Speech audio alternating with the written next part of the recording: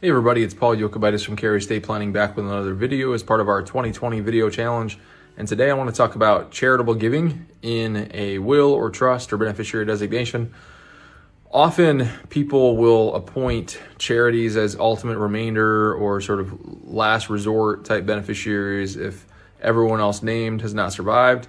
But sometimes people include them as first line beneficiaries. So whenever that day should come, the charity themselves will get a direct beneficial interest in the estate or the trust or the account.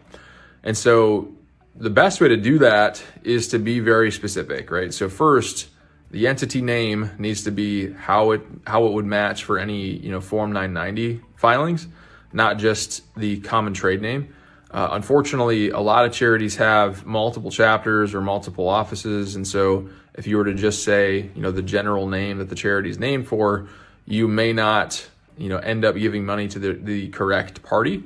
So you're going to want to be specific as to region, if that's appropriate, or as to the national organization, if that's appropriate. You're also going to want to list the EIN for the entity. So if it's a nonprofit organization, tax deductible, it should have a federal employer identification number, and so that should be listed in the same line describing the entity as well.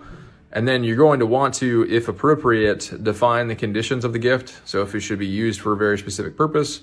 I've sometimes had clients who want to leave money to their alma mater, but only for the College of Engineering or for the College of Computer Sciences or something like that, very specific, instead of just for their general purposes or just part of the general fund. And so if your intention is to benefit a certain program or a specific intention, or a specific purpose within the entity, you should spell that out. It creates a restricted fund for use of that money. So if that's your intention, we need to verbalize it for you and actually flesh that out. You, of course, don't have to be specific. You can just say, to them to do whatever they want for their general charitable purposes or for their general educational purposes. That's totally appropriate as well.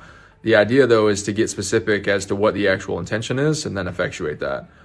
So keeping that in mind, making sure that we're updating beneficiary designations, making sure that you've got these beneficiaries effectively named in your will or your trust to ultimately, effectuate your objectives in charitable legacy giving.